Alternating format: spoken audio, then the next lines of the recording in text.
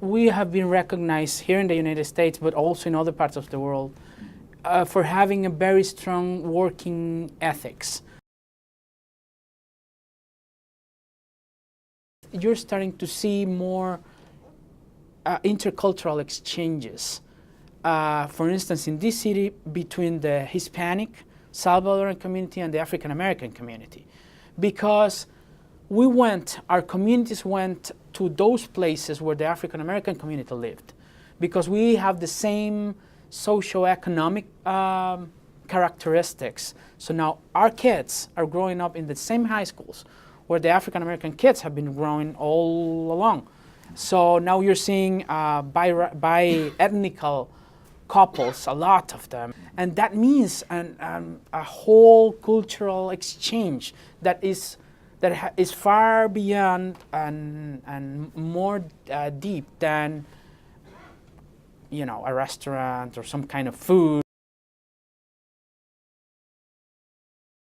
The first one was probably the same as the first large Mexican wave, or the second probably in the case of Mexico, which was in the 40s, 50s, 60s, which was a purely economic-driven migration. The second and most important wave was in the 80s, and it was not economically driven but politically driven, because we had a war there.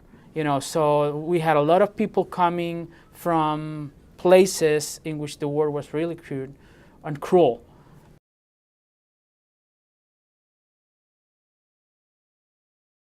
It's not like it's something that you would want to do, but the reality is that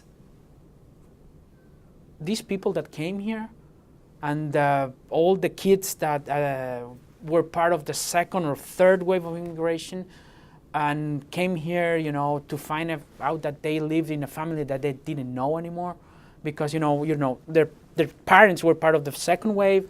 They left them there because there was a war and they didn't have the means, or they didn't want to submit their kids to the risks that were implied in the trip.